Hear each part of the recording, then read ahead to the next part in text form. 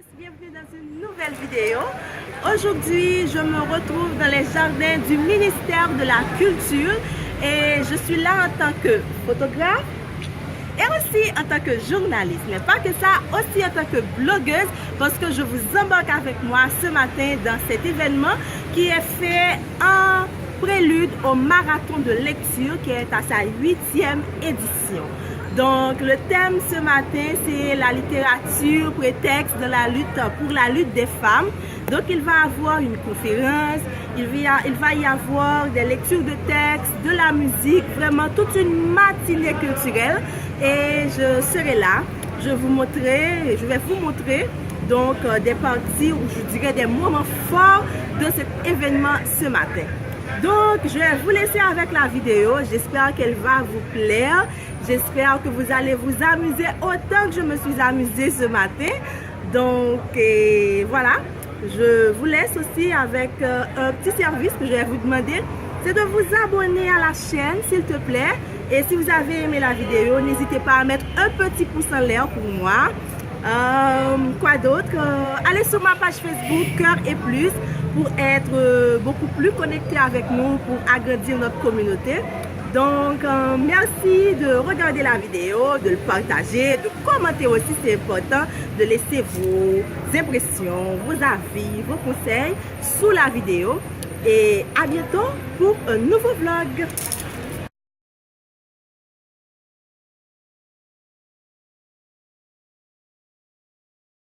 De l'homme. Je hurle de tout mon tourment, homme de mes entrailles. Je braille du tréfonds de l'âme humaine, que Dieu est une femme. Au diable la mort, laissez-moi crier, je suis seul et désarmé, seul jusqu'au gouffre de mes cauchemars, jusqu'à la lie de mes ivresses, jusqu'à la lie du genre humain. On a fait de moi le déchet de l'humanité, la fiente des pigeons de l'histoire, la futilité, le non-sens. On a fait de moi le sexe, l'orgasme. On a fait de moi un organe béant, l'abîme, la chair ensanglantée, homme de mes entrailles. Je ne suis bonne qu'à accoucher des monstres. Je ne mâche pas mes mots et j'accuse. Je crie à vos oreilles sourdes que Dieu est une femme. Et qui n'a jamais péché, jette la première pierre. Au diable vos pères, car Dieu est déchu. Dieu a perdu la face.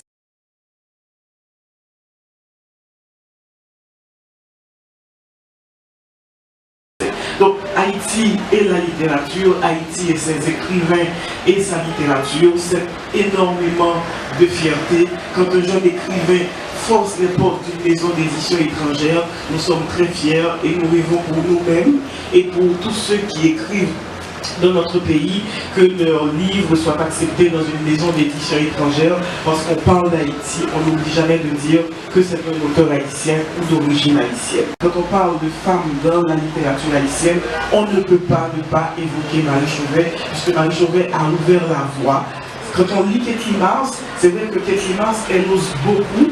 Katie Mars, elle met ses personnages, c'est les femmes en situation, ce sont des femmes qui parlent, qui évoquent leur désir sexuel, qui sortent des opinions, qui ont une place. Et on se rend compte que Marie Chauvet, c'est celle qui a osé en premier, et ce n'est pas par hasard que toutes les femmes qui écrivent ici, quand on leur demande quels sont leurs auteurs préférés, elles disent toutes Marie Vieux-Chauvet. Donc Yannick Laes, de Guillaume et Nathalie, j'espère que vous avez lu ces livres dont je vous parle. Sinon, c'est le bon jour pour commencer, pour aller chercher Guillaume et Nathalie de Yannick Laes notamment, et aussi l'ensemble des livres de Katie Mars.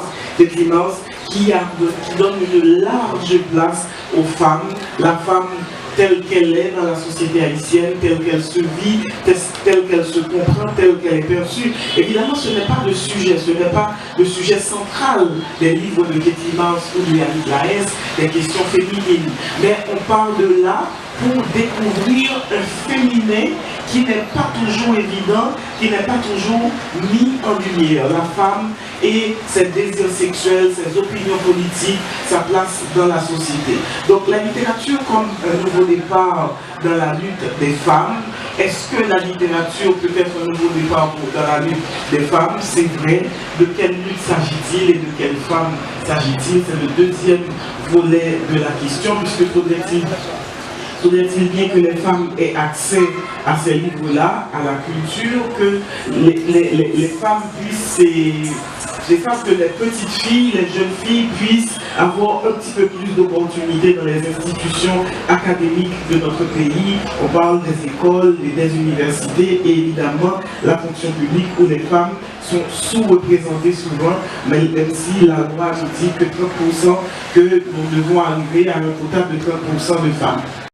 Aux oranges douces de Jacmel, aux hirondelles et aux moustiques, aux crêtes couleurs, aux arcs-en-ciel, aux carnavals électriques, aux escargots court-circuités, aux nouveau-nés, au nez de nouveau, au Saint-Esprit et aux lois, à la Vierge Marie, à Ursuli d'antan, aux poupées de cire, aux amours de cirque, aux filles Baé-Papa, aux filles vinaigre, aux bibelots, mon mari de l'enfer des églises.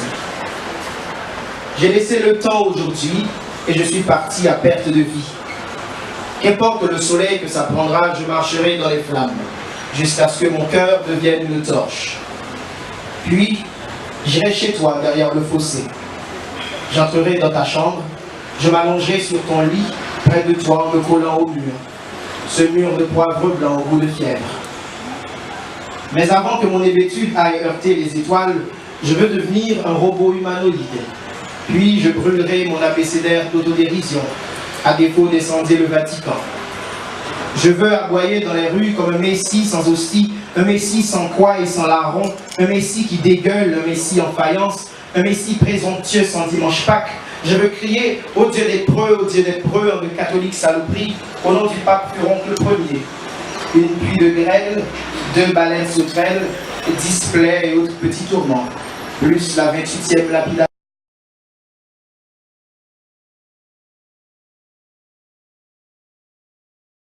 Savoir est-ce que la littérature peut contribuer à la lutte des femmes. Aujourd'hui, la question, je pense, est quasiment de la ligne et du thème de cette conférence. C'est comment utiliser cette littérature pour un nouveau départ. Dans ce moment où des jeunes féministes ou une nouvelle vague de féministes est en train de se demander quelles sont les stratégies, quels sont les meilleurs moyens justement aujourd'hui de mener, de continuer cette lutte. Et là, je fais un chapeau justement au mouvement féministe haïtien. Comment redonner un nouveau souffle par rapport à de nouvelles stratégies et de nouveaux outils de ce mouvement féministe en Haïti. Donc moi je dis que la littérature n'est pas un prétexte. Pour moi la littérature est une arme et des jeunes féministes comme moi, comme Agnès qui est là, comme Muriel et comme d'autres filles que je vois là, Mélissa et d'autres filles qui sont là, on est en train de se dire comment les utiliser. Pour moi c'est pas un prétexte, c'est une arme et on ne peut pas passer à côté. Merci.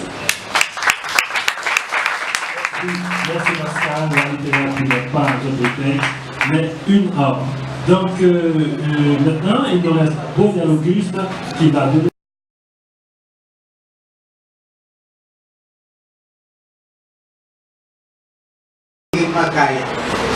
Pour passer pour le mouiller, pour monter de l'eau, là, ça, pour le finir, pour discuter dans la bibliothèque, pour discuter dans la nuit, discuter littérature, aller dans le club, pour discuter boire bière, boire alcool, si vous voulez, gens, vous voulez fumer, gens, vous voulez ça, vous voulez faire. Ça, c'est eux-mêmes qui connaissent. Il suffit qu'il y a pensé, il y a produit. Merci, Jean-Marie. C'est pas une question de sexisme. Non. Ok. Agnès, vous permettez Agnès. Merci. Ok. Lorsque le temps de l'ordre de la mort doit gagner sa guerre d'usure contre le chant des métaphores, homme de fiers désirs et de faible envergure. Je vous dis l'oracle, pas la reculons. Je vous dis l'oracle, pas la reculons. Il y a le grand de flaques de sang sur le monde. Il y a le grand de flaques de sang sur Vancouver. Il y a le grand de flaques de sang sur mon pays. Et ma terre, ma pauvre terre est devenue une cathédrale de la femme. C'est ouais, mais ou pas ouais. C'est tendez, mais le pas tendez. Nous, c'est un père qui fait collision avec la cité. Soleil caché sous nous, dit nous frère. C'est tellement vivre dans le temps, fait, papier, bouche, cap, pas de soleil, cap, ni couché, pour le courir caché. C'est tellement vivre dans le temps, nous fou. Mais soit mon rêvé, la mer, voyez, sous moi. Question de Kounia, c'est la littérature est une norme, je suis d'accord avec toi Pascal, mais est-ce qu'il y a, comme toutes les hommes, est-ce qu'il n'y a pas un côté double tranchant de cet homme? Qui est président, ou a joué un Trudeau au Canada et ou a joué un bagage qui est Donald Trump aux États-Unis. Donc, il faut nous regarder le discernement. C'est vrai que c'est une arme à double tranchant. De même que tu peux trouver une littérature qui nous aide à nous émanciper. Et on a tout qui sont batailles complètement fascistes, qui anti-avortement, qui anti-féminin, etc. Il est évident que les femmes, même sans savoir pour autant écrire, testent. Ma grand-mère ne savait pas écrire convenablement et quand elle a décidé de m'écrire, c'était pas bien écrit, mais elle voulait me dire quelque chose. Elle a dit phonétiquement. Donc c'est pas une question forcément d'aller à l'école, c'est pas forcément une question d'être proche des livres, même si ça l'est également, mais c'est qu'est-ce qu'on autorise aux femmes dans la société, à quel niveau on les met, est-ce qu'on les considère réellement. Moi j'ai une expérience très particulière il n'y a pas si longtemps, où je voulais prendre une moto, un homme me suivait et il a dit au chauffeur de moto que c'est madame moi. Donc il va monter, même si c'était madame moi. Même si c'était madame moi, il vient voir prendre moto à côté de ma vie. Donc ça forme mieux par rapport à nous. Oui.